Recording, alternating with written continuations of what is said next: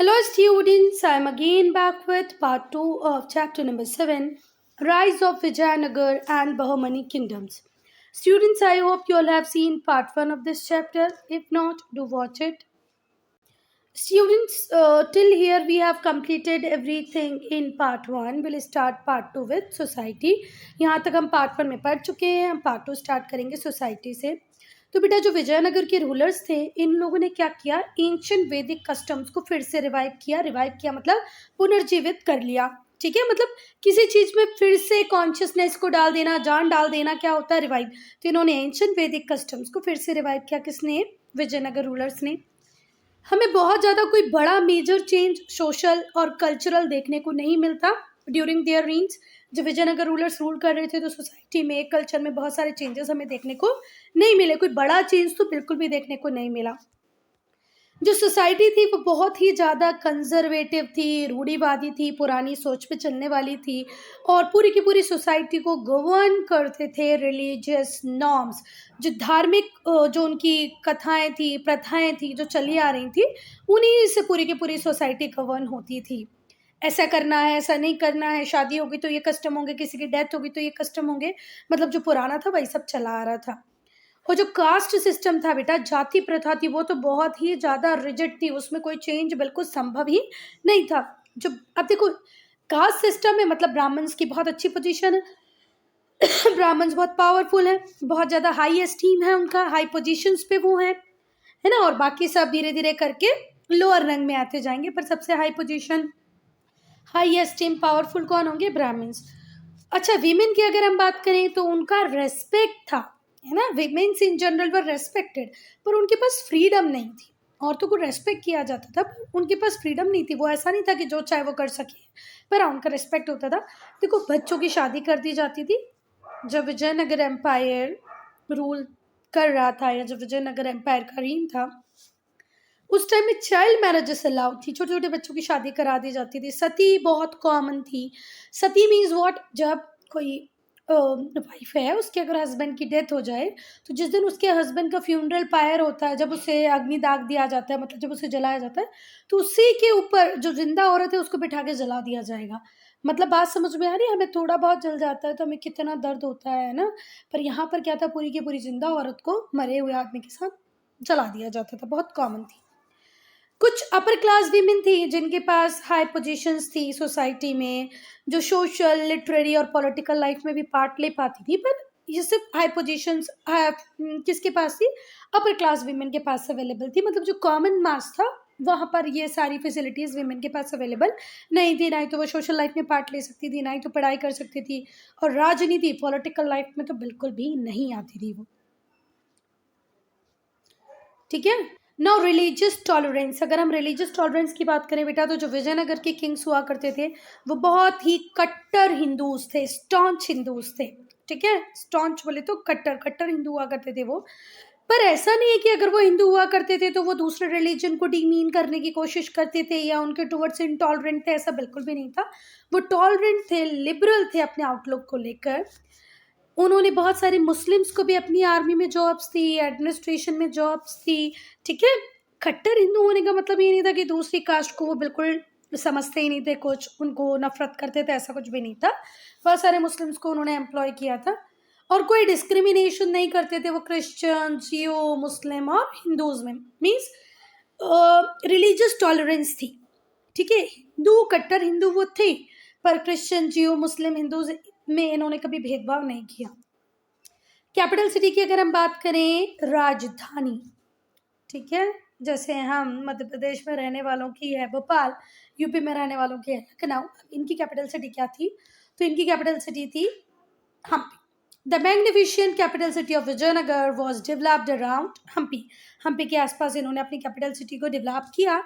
A village, वो village जिसे holy place बोले तो तीर्थ स्थान, पिलग्रिम प्लेस की तरह कंसिडर किया जाता था. ये जो सिटी थी वो सराउंडेड थी 7 कॉन्सेंट्रिक वॉल से. ठीक है. अब कॉन्सेंट्रिक क्या होता है बेटा? कॉन्सेंट्रिक बेटा देखो, जिसका सेंटर एक हो. और उसके आसपास इस तरीके से, ये हर सर्कल का सेंटर क्या एक ही है ना, इस सर्कल का सेंटर भी है, इस सर्कल का सेंटर भी है, इस सर्कल का सेंटर भी है, तो इसे क्या कहते हैं, कॉन्सेंट्रिक।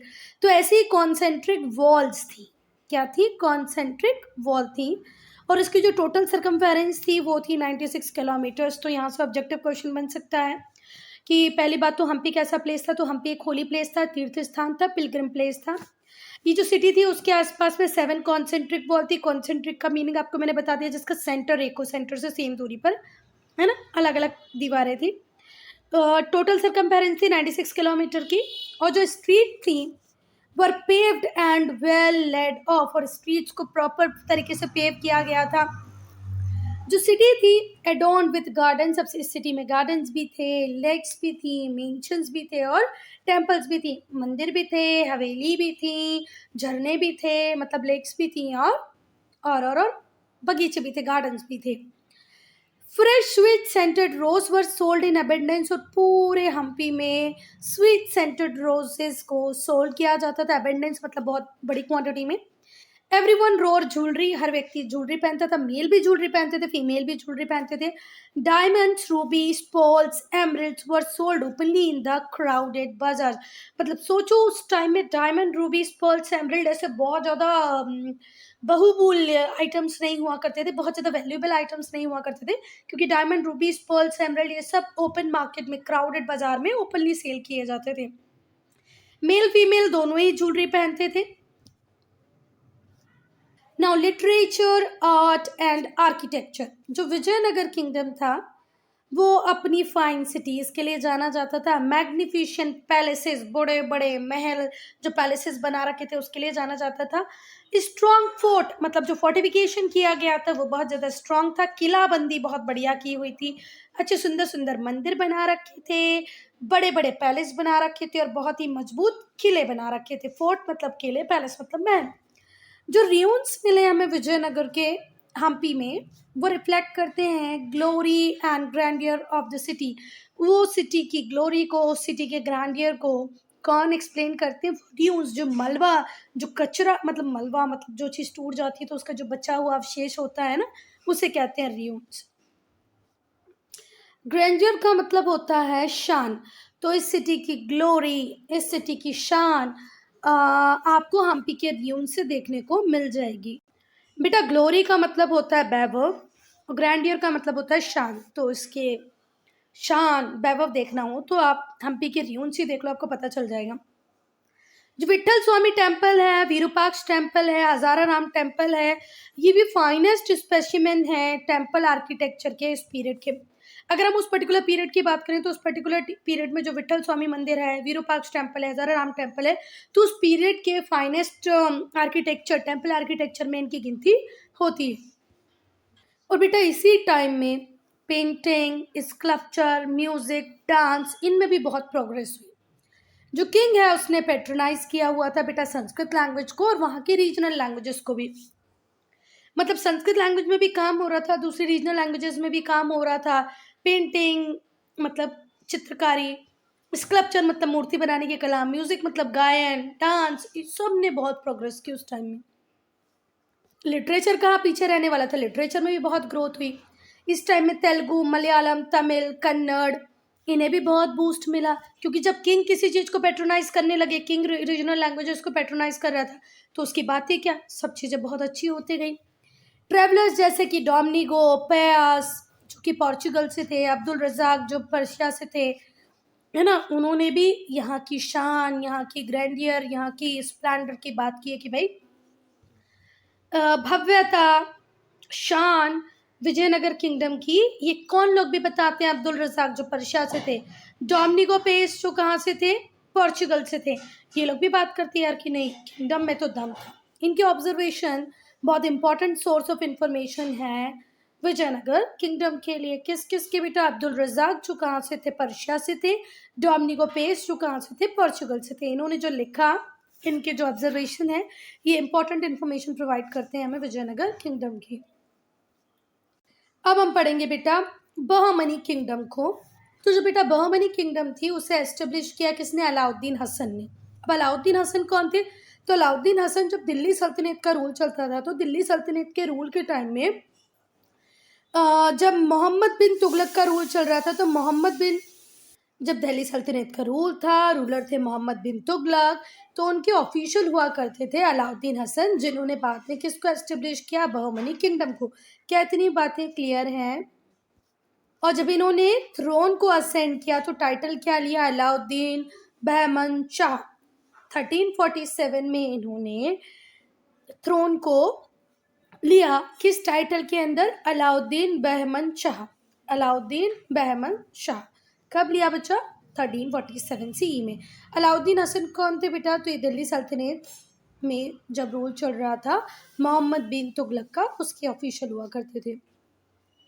बहामनी किंगडम की अगर हम बात करें, जो बहामनी किंगडम थी डेक्कन की, वो बहुत ही पावरफुल थी of all independent Muslim kingdoms. अगर मैं मुस्लिम किंगडम्स की बात करूं, डेक्कन में जितनी भी मुस्लिम किंगडम्स थी, उसमें से इंडिपेंडेंट किंगडम में सबसे ज़्यादा पावरफुल वही थी बेटा, बहामनी किंगडम, जो दिल्ली सल्तनत के एशेस से उभरी बड़ी हुई, राइस की।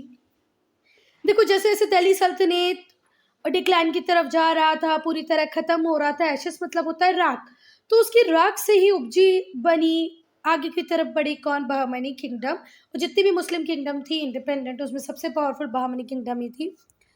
ये अरेबियन सी, वेस्ट में अरेबियन सी से लेकर के ईस्ट में बे ऑफ बंगाल तक स्ट्रेच थी। इसमें पूरा नदर्न डेक्कन आता था, रिवर कृष्णा एज से सदर्न बाउंड्री। देखो पूरा नदर्न डेक्कन तो आएगा, और साउथ में कृष्णा इसकी बाउंड्री बनाती थी। यहाँ पर अरेबियन सी से स्टार्ट होकर यहाँ बे ऑफ बंगाल पे खत्म होती थी। Arabian Sea to Bay of Bengal, यहाँ पूरा नॉर्थ डेक्कन कवर करती हुई यहाँ साउथ में कृष्णा तक इसकी बाउंड्रीज थी। ये जो किंगडम है ये 2 सेंचुरीज तक चली है ना, और इसे रूल किया 18 बहमनी किंग्स ने। लगभग 18 बहमनी किंग आए और 200 साल इन्होंने राज किया, 2 सेंचुरीज इन्होंने रूल किया। It was often rocked bye political turmoil and murders. और इस किंगडम ने हमेशा, हमने देखा कि पॉलिटिकल, राजनीतिक अस्थिरता रही, पॉलिटिकल टर्मोइल रहा। पॉलिटिकल का मतलब होता है राजनीतिक, टर्मोइल मतलब अस्थिरता, है ना, कभी भी कुछ भी हो सकता है, ऐसी कंडीशन बनी रही। मर्डर्स हुए। जो पॉलिटिकल हिस्ट्री है बहामनी किंगडम की, वो वॉर्स के आसपास घूमती रहती। कौन से वॉर्स, ये जो अपने नेबरिंग स्टेट से लड़ते रहते थे, वारंगल, गुजरात, मालवा, विजयनगर। मतलब अगर बहमनी किंगडम को पढ़ रहे हो तो बहमनी किंगडम में आपको वॉर्स पढ़ने हैं, क्योंकि पूरा बहमनी किंगडम हमेशा वॉर के आसपास ही घूमता रहता है। और वॉर किसी दूसरी कंट्री से नहीं कर रहे थे ये लोग, दूसरे नेबरिंग स्टेट से कर रहे थे। वो स्टेट्स कौन कौन से थे बेटा, वारंगल, गुजरात, मालवा, विजयनगर। वारंगल, गुजरात, मालवा, विजयनगर। अब ये पैराग्राफ बेटा सबसे इंपॉर्टेंट हो जाता है, इसलिए ध्यान रखना। रायचूर दोआब से एक क्वेश्चन बनेगा ही इस चैप्टर में। जब तक रायचूर दोआब नहीं पूछा गया तो ये चैप्टर कंप्लीट ही नहीं है। रायचूर दोआब बहुत ही फर्टाइल एरिया हुआ करता था, जो कृष्णा रिवर और तुंगभद्रा रिवर के बीच में था। कृष्णा रिवर और तुंगभद्रा रिवर के बीच में एक एरिया था जिसे हम कहते थे रायचूर दोआब। और दो मतलब और आब मतलब दो नदियों के बीच का जो प्लेस है उसे हम कहते हैं दोआब। तो रायचूर दोआब किस किस के बीच में था, कृष्णा रिवर और तुंगभद्रा। नॉर्थ में थी तुंगभद्रा, सपोज करो ये तुंगभद्रा रिवर है, और साउथ में थी कृष्णा रिवर। इसके बीच वाला जो एरिया है उसे हम कहते हैं रायचूर दोआब। आई बात समझ में? तो जो रायचूर दोआब था बहुत ही फर्टाइल, बहुत ही उपजाऊ एरिया था, मतलब कुछ भी ग्रो कर दो बहुत अच्छे से ग्रो होता था। ये कृष्णा रिवर और तुंगभद्रा रिवर के बीच में था। कृष्णा रिवर इसकी सदर्न बाउंड्री बनाती थी बहामनी किंगडम की, और जो नदर्न बाउंड्री थी वो विजयनगर किंगडम की थी, तुंगभद्रा तक। मतलब देखो जहां पर कृष्णा रिवर कहाँ तक, southern boundary of Bahmani kingdom, और तुंगभद्रा जहाँ पर नदर्न बाउंड्री है किसकी, विजयनगर किंगडम की। इन दोनों के बीच का जो एरिया उसे रायचूर दोआब कहते हैं। जो रायचूर दोआब था ये बैटल ग्राउंड बना रहा, स्ट्रगल का क्यों बना रहा, क्योंकि कभी आप बहामनी किंगडम सोचती है हमारा रूल हो जाए इसके ऊपर, कभी अपनी विजयनगर किंगडम सोचती है उसका रूल हो जाए। इतना फर्टाइल एरिया होगा तो हर राजा चाहेगा ना कि मेरा कंट्रोल हो जाए, मेरा कंट्रोल हो जाए, तो दोनों हमेशा लड़ते रहते थे, इसलिए इसको क्या कहा गया, बैटल ग्राउंड। ठीक है। It changed hands constantly, passing from one to another at frequent and regular intervals. कभी बहमनी के पास है, कभी विजयनगर के पास है, फिर कभी विजयनगर, फिर कभी बहमनी, ऐसे एक दूसरे को वो ट्रांसफर होती रहती थी। जो कॉन्फ्लिक्ट था वो बहमनी किंगडम के बाद भी कंटिन्यू रहा। देखो बहमनी किंगडम खत्म नहीं हुआ, क्या हुआ था, बहमनी किंगडम 5 सेपरेट किंगडम्स में डिवाइड हो गया था। ठीक है, बेरार, बिदार, ऐसे करके पूरे 5 किंगडम बन गए थे, जिनमें अहमदनगर, गोलकोंडा, बीजापुर। ठीक है, 5 किंगडम में देखो मैंने क्या बोला, बहमनी किंगडम खत्म, बहमनी किंगडम खत्म नहीं हुआ था बेटा। बहमनी एम्पायर 5 किंगडम्स में डिवाइडेड हो गया था। तो 5 किंगडम्स कौन कौन सी थी, बिरार, बिदार, गोलकोंडा, ठीक है, बीजापुर, ऐसे पूरे 5 किंगडम बन गए थे। The issue was finally resolved when the kingdom of Vijayanagar was decisively defeated in the Battle of Talikota in 1565। फिर बेटा ये जो झगड़ा कंटिन्यू चलता ही जा रहा था, तेरे पास मेरे पास, मेरे पास तेरे पास, ये फाइनली रिजॉल्व हुआ जब किंगडम ऑफ विजयनगर की डिसाइसिवली डिफीट हुई बैटल ऑफ तालीकोटा में 1565 में। बैटल ऑफ तालीकोटा भी पढ़ने के लिए एक बहुत अच्छा टॉपिक है। देखो अगर आपकी बुक में नहीं भी है तो अगर आप नेट पे आप खोजोगे ना बैटल ऑफ तालीकोटा को, तो वो आपको मिलेगा, और मुझे लगता है आप सबको पढ़ना चाहिए। 5 इंडिपेंडेंट किंगडम्स के नाम एक बार और बोल दें, बिरार, बिदार, बीजापुर, 3 तो बीबीबी वाली हैं, गोलकोंडा, अहमदनगर। ठीक है बात, बिरार, बिदार, बीजापुर, अहमदनगर, गोलकोंडा, याद रखना। अब हम पढ़ेंगे महमूद गवर्न को। ये ऐसे पीडीएफ नहीं भेजा करो बेटा। जो बहमनी किंगडम थी वो अपनी हाइट, सबसे ज़्यादा पावर की जो हाइट पे पहुंची कब, जब महमूद गवर्न की लीडरशिप थी, और ये बहुत ही डिस्टिंग्विश्ड वजीर थे। वजीर बोले तो प्राइम मिनिस्टर थे, किसके, मोहम्मद शाह के। बेटा फिर से ध्यान से सुनो, बहमनी किंगडम सबसे हाइट पर, अपनी टॉप नॉच पॉइंट पे, पिनेकल पे कब पहुंची, किसकी लीडरशिप में पहुंची, महमूद गवर्न की लीडरशिप में पहुंची। महमूद गवर्न कौन थे, बहुत ही बढ़िया वजीर थे, प्राइम मिनिस्टर थे, किसके, मोहम्मद शाह के। जो मोहम्मद गवर्न थे वो बहुत ही कॉम्पिटेंट थे, मतलब कुशल थे, लायक थे, सक्सेसफुल जनरल थे। उन्होंने बहुत बड़े एरिया में अपनी बाउंड्रीज को फैला लिया, रिकैप्चर कर लिया पोर्ट ऑफ गोवा को, किससे, विजयनगर किंगडम से। देखो पोर्ट ऑफ गोवा बहुत इंपॉर्टेंट था। पोर्ट ऑफ गोवा को वापस से किसने रिकैप्चर कर लिया, विजयनगर एम्पायर से, हमारे महमूद गवर्न ने। महमूद गवर्न बहुत कैपेबल एडमिनिस्ट्रेटर थे। इनकी लीडरशिप में एग्रीकल्चर को एनकरेज किया इन्होंने, एग्रीकल्चर को प्रमोट किया इन्होंने, एग्रीकल्चर को एनकरेज किया, प्रमोट किया, क्योंकि देखो उस टाइम में टाटा, बिरला, टीसीएस तो होती ही नहीं थी, विप्रो, इन्फोसिस तो होती नहीं थी, तो major source of income agriculture ही था। तो जितना ज़्यादा आप एग्रीकल्चर को एनकरेज करोगे उतना ज़्यादा टैक्स किंग को मिलेगा। तो इन्होंने एग्रीकल्चर को एनकरेज किया, प्रमोट किया। इसकी वजह से जो किंगडम थी वो इकोनॉमिकली बहुत प्रॉस्पर होगी, क्योंकि एक राजा काम तभी कर पाएगा ना, वो इकोनॉमिकली तभी रिच बन पाएगा जब ये एग्रीकल्चर सेक्टर अच्छे से काम करे। आज तो राजा, हमारे गवर्नमेंट के पास बहुत सारे सोर्सेज हैं, काहे की इनकम टैक्स है, दूसरे डिफरेंट टैक्स हैं, पर पहले तो सिर्फ और सिर्फ एग्रीकल्चर पे ही टैक्स लिया जाता था, है ना, मतलब मेजर एग्रीकल्चर था। आज तो हमारा सर्विस सेक्टर एग्रीकल्चर से ज़्यादा अच्छा परफॉर्म कर रहा है। हमने एग्रीकल्चर को तो एग्जम्प्ट कर रखा है, टैक्स फ्री कर रखा है बहुत हद तक, है ना, बहुत हद तक हमने एग्जम्पशन दे रखा है। पर पहले तो मेजर सोर्स, दूसरे सोर्स भी थे पर मेजर सोर्स तो एग्रीकल्चर ही था। तो जो मोहम्मद गवर्न था बहुत ही होशियार लर्न मैन था, पढ़ा लिखा आदमी था, और लर्निंग को बहुत पैटर्न भी करता था। उसने बहुत सारे मदरसे बनवाए, कॉलेज बनाए अपनी कैपिटल सिटी बिदार में, और प्राइवेट कॉलेजेस को लगभग 3000 बुक्स डोनेट की। तो एक लर्न मैन था, लर्निंग को पैटर्न करता था, मदरसे बनवाए, कॉलेजेस बनवाए, और 3000 बुक्स भी कॉलेजेस को दान दी। ये स्कॉलरशिप भी देता था गरीब बच्चों को, जितने भी डिजर्विंग स्टूडेंट्स थे। मोहम्मद गवर्न, उन्हें मोहम्मद नहीं है बेटा, महमूद है, महमूद, मैं मोहम्मद मोहम्मद बोल रही हूँ, महमूद गवर्न, ध्यान रखना, मोहम्मद नहीं है, हाँ, महमूद गवर्न। मैंने शुरू से क्या मोहम्मद बोला, तो महमूद कर लेना बेटा उसको। तो जो महमूद गवर्न थे वो गरीब बच्चों के लिए, अच्छे होशियार बच्चों के लिए भी काम किया है इन्होंने। महमूद गवर्न, अगर मैं महमूद गवर्न की बात करूं तो इतने लोन मैन थे, है ना, गरीब बच्चों के लिए काम कर रहे हैं, पर उसके बाद भी इनका जो लाइफ स्टाइल था बहुत ही स्पॉटन, बहुत ही सिंपल था। मैट पे सोते थे, अर्दन वेसल में खाना खाते थे, कभी इन्होंने चांदी सोने की थालियों में खाना नहीं खाया जैसे दूसरे राजा करते थे, कभी ऐसे शाही गद्दों पर नहीं सोए, पतली सी मैट के ऊपर सो जाते थे। अपनी वेल्थ को हमेशा इन्होंने गरीबों के लिए, नीडी पीपल के लिए यूज़ किया, इसलिए महमूद गबन आज तुम हिस्ट्री की बुक में पढ़ रहे हो बेटा। अच्छे, बहुत ही बढ़िया रूलर साबित हुए महमूद गबन। एक क्रॉनिक प्रॉब्लम आई बहमनी किंगडम में, ठीक है, a chronic problem face by Bahmani kingdom. वो क्रॉनिक प्रॉब्लम थी कॉन्फ्लिक्ट बिटवीन डेक्कनी और लोकल नॉवेल्स एंड द परदेसी और फॉरेन नॉवेल्स। बेटा डेक्कन को इन्होंने क्या बोला है, लोकल नॉवेल्स, और परदेसी किसको बोला है, फॉरेन नॉवेल्स। तो जो क्रॉनिक प्रॉब्लम आई बहमनी किंगडम में वो ये थी कि जो डेक्कन, जो लोकल नॉवेल्स थे, उनकी लड़ाई होने लगी किसके साथ, फॉरेन नॉवेल्स के साथ। फिर से बात समझ में आई। देखो हर किंगडम का एक हाइट आता है, एक डिक्लाइन आता है। तो अब यहाँ पे एक प्रॉब्लम इनके किंगडम में शुरू हो गई कि जो डेक्कन, मतलब जो लोकल नॉवेल्स थे, वो लड़ रहे हैं फॉरेन नॉवेल्स के साथ।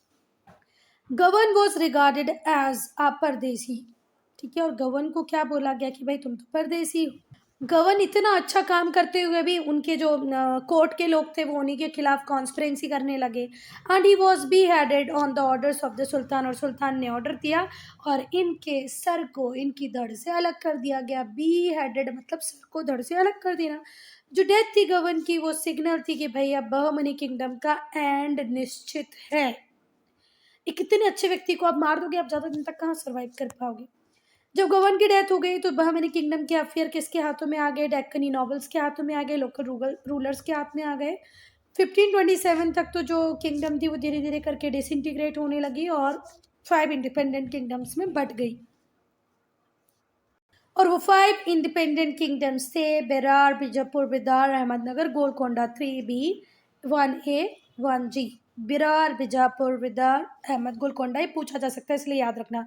ये जो 5 अलग हुई इंडिपेंडेंट किंगडम्स थी, इनके पास भी कोई और काम नहीं था, इन्हें भी सिर्फ आपस में क्या ही करते रहना था, वॉर। ये एरिया तेरा, ये एरिया मेरा, तुम्हारी यहाँ तक बाउंड्री, मेरी यहाँ तक बाउंड्री, अपनी टेरिटरी में रहो, अपनी टेरिटरी में रहो, बस यही करते रहते थे। But united briefly to a defeat of Vijayanagara kingdom in the battle of Talikota. पर ऐसा नहीं बोल सकते कि ये हमेशा लग रही, बहुत थोड़े टाइम के लिए इकट्ठी आई, किसको हराने के लिए, विजयनगर किंगडम को हराने के लिए। विजयनगर किंगडम को इन 5 इंडिपेंडेंट किंगडम ने कब हराया, बैटल ऑफ तालीकोट में, कोटा में। The sun had set on the once power Bahmani kingdom. Power नहीं, पावरफुल बहामनी किंगडम। बेटा sunrise, sunset, rise, decline, it's a phase of life. तो ऐसे ही बहामनी किंगडम का भी सनसेट हो गया। The sun had set on the once powerful, एक time की बहुत पावरफुल बहामनी किंगडम का सन भी सेट हो गया। अब हम अचीवमेंट्स पढ़ेंगे बहमनी किंगडम के। तो पहले एडमिनिस्ट्रेशन देखेंगे भाई। तो थ्योरी की अगर हम बात करें तो किंग सबसे ज़्यादा पावरफुल हुआ करता था, पर प्रैक्टिस में ऑटोक्रेटिक और एब्सोल्यूट अथॉरिटी जो थी किंग की, वो किसकी स्ट्रेंथ पे डिपेंड करती थी, उसकी आर्मी की स्ट्रेंथ पे। मैं अगर बोल दूं कि आज राजा पावरफुल है तो सब कुछ हो जाएगा, पर बेटा राजा पावरफुल कब कहलाता है, जब उसकी आर्मी पावरफुल हो। जितनी ज़्यादा पावरफुल आर्मी उतना ही राजा मजबूत। Weak sultans were controlled by the ulemas and powerful nobles. अगर कोई सुल्तान वीक है ना तो उसको उलेमास कौन होते थे, स्कॉलर्स ऑफ मुस्लिम्स, मतलब मुस्लिम लर्न मैन्स, है ना, उन्हें क्या कहते थे, उलेमास। और जो पावरफुल नॉवेल्स होते थे, कोर्ट में जो लोग रहते थे, पावरफुल नॉवेल्स, उलेमास कई बार सुल्तान को कंट्रोल करते थे। कब, जब वो खुद वीक होगा। अगर सुल्तान मजबूत है तो कहाँ गए उलेमा, कहाँ गए नॉवेल, वो खुद की चलाता था। इफेक्टिव एडमिनिस्ट्रेशन के लिए जो किंगडम थी उसे प्रोविंसेस में, मतलब स्टेट्स में डिवाइड कर दिया गया। एक किंगडम को छोटे छोटे प्रोविंसेस, मतलब छोटे छोटे स्टेट्स में डिवाइड कर दिया गया, और वहाँ पर गवर्नर बना के किसको भेज देते थे, सुल्तान्स को। जो गवर्नर होते थे उनका काम होता था कि भैया रेवेन्यू कलेक्ट करो, और उसका एक पार्ट सुल्तान को भेजो।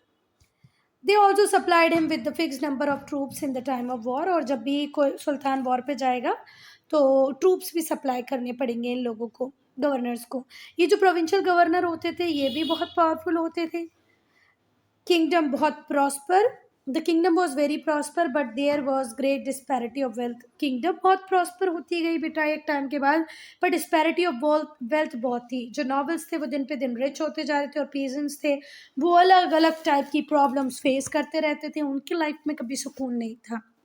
ये तो पीजेंट्स की प्रॉब्लम तो तब से लेके अब तक वही बनी हुई है, सारी मेहनत करिए और ज़्यादा फ़ायदा उठाए नॉवेल्स को। किंगडम बहुत प्रॉस्पर था, पर ग्रेट डिस्पैरिटी थी, कुछ लोग रिच रिच रिच बहुत रिच थे, कुछ बहुत पुअर थे। जो बहमनी रूलर थे उन्होंने पैट्रोनाइज कर रखा था इस्लाम को। अगर यहाँ पर मैं बोलना चाहूँ उलेमास तो कौन होते हैं, स्कॉलर्स ऑफ इस्लाम को हम क्या कह सकते हैं, उलेमास। बहुत सारी ब्यूटीफुल मॉस्क इन लोगों ने बनवाई, है ना। कैपिटल सिटीज ऑफ गुलबर्ग और विदार।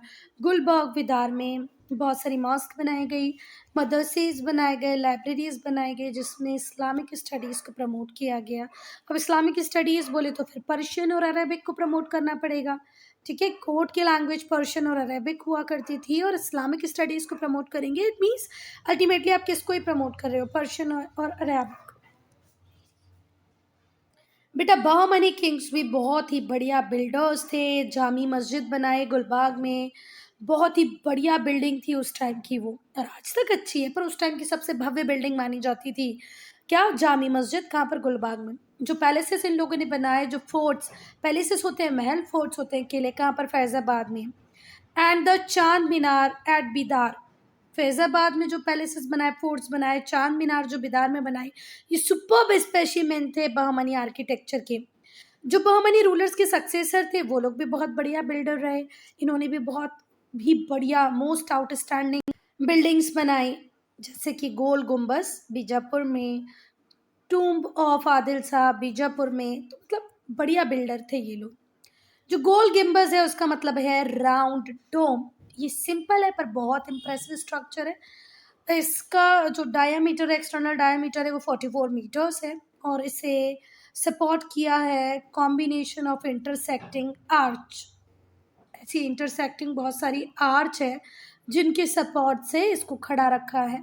जो स्ट्रक्चर है इस बिल्डिंग का वो क्यूब के फॉर्म में है, surmounted by large hemispherical dome. Hemispherical का मतलब समझ में आता है ना, ठीक है, आधा, which is being balanced bye tapering minarets, और मिनरेट्स बनाई गई है हर कॉर्नर कॉर्नर पे। टेपरिंग मिनरेट्स का मतलब क्या होगा बेटा, वो मीनार जो नीचे से तो थोड़ी मतलब विर्थ में ज़्यादा होगी, और ऊपर ऊपर आते आते तक थोड़ी सी सकड़ी हो जाएगी, नैरोअर हो जाएगी। तो हेमिस्फेरिकल डोम है, देखो ये है हेमिस्फेरिकल डोम, और ये 4 मिनरेट्स रही हैं। अब जरा 4 मिनरेट्स को ध्यान से देखो, यहाँ पर तुमको विड्थ ज़्यादा दिखेगी, डायमीटर ज़्यादा दिखेगा, पर ऊपर ऊपर आते आते इनका डायमीटर थोड़ा सा कम हो जाता है। ये जो गोल गुम्बज है ये सेकेंड लार्जेस्ट विस्परिंग डोम है पूरे वर्ल्ड का। विस्परिंग डोम का मतलब होता है बेटा जहाँ पर आवाज़ गूंजती हो, ठीक है। तो गोल गुम्बज सेकेंड लार्जेस्ट विस्परिंग डोम है पूरे वर्ल्ड का। अच्छा बेटा इसमें भी कंट्रोवर्सी है कि फर्स्ट लार्जेस्ट है कि सेकेंड लार्जेस्ट है, पर अभी हमारी बुक सेकेंड लार्जेस्ट बोल रही तो हम यही पढ़ेंगे, ठीक है। अभी समझ में आ गया। मिनरेट्स, टेपरिंग मिनरेट्स का मतलब होता है जैसे ये जो लीव्स है, टेपरिंग मतलब इस जब ये यहाँ आके नैरोअर होती जाती है जैसे टेपरिंग बोलते हैं। मिनरेट्स मतलब जो नीचे से तो डायमीटर में ज़्यादा पर ऊपर आते आते तक कम हो जाए। जो गोल गुम्बज है वो बीजापुर में सिचुएटेड है। हाँ, न्यूमरस विस्परिंग डोम है सेकेंड लार्जेस्ट वर्ल्ड का, और जो लार्जेस्ट है यहाँ पर हमारी बुक बोल रही है सेंट पीटर्स बेसिलिका जो वेटिकन सिटी में है, वो लार्जेस्ट विस्परिंग डोम है।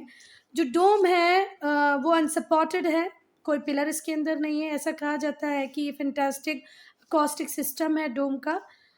इवन द फेंटेस्ट विस्पर, अगर आप धीरे से बिल्कुल से भी कुछ बोलोगे तो 9 टाइम उसका साउंड आपको आसपास सुनाई देगा। इको मतलब क्या बोलना चाहिए, हम बोलते हैं ना गूंजता है। आप थोड़ा सा भी कुछ बोलोगे ना तो बहुत तेजी से सुनाई देगी। और ये जो वर्ड है अकॉस्टिक, इसका मीनिंग होता है रिलेटेड टू हियरिंग कैपेसिटी। तो यहाँ आपकी भैया दीवारें मतलब इस तरीके से सिस्टम बना हुआ है कि थोड़ा सा भी आप धीरे से भी कुछ बोलोगे बहुत तेजी से सुनाई देगा।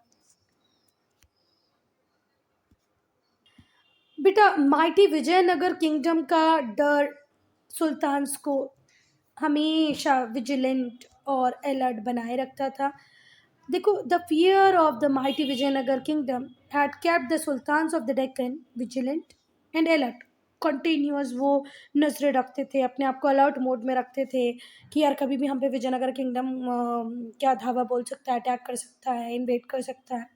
जब इंटीग्रेशन हो गया विजयनगर किंगडम का तो ये जो डर था ये भी पास हो गया।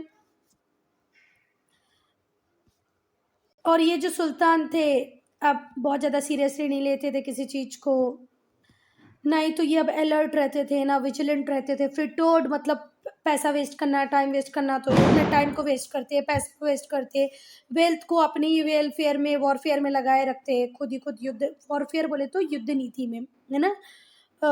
मतलब वॉर के लिए कुछ खरीद लिया, आपस में लड़ने भिड़ने में ही पैसा बर्बाद किया करते थे, टाइम एनर्जी बर्बाद किया करते थे। Exhausted bye there mutual rivalries मतलब आपस में ही जो इनका द्वंद्व था, लड़ाई थी, है ना। They become soft targets of powerful Mughal emperor in the north. जो पावरफुल मुगल एम्परर्स, दिल्ली सल्तनत के बाद दिल्ली में मुगल एम्परर्स आ गए, अभी आपस में खुद लड़ रहे हैं, ना विजिलेंट रहे, ना ही तो इनका कोई एम रहा, ना कोई ऑब्जेक्टिव रहा। इनको लगा विजयनगर किंगडम टूट गई, अब बस हमें कुछ नहीं करना है, तो बाद में फिर ये सॉफ्ट टारगेट बन गए पावरफुल मुगल एम्परर के नॉर्थ।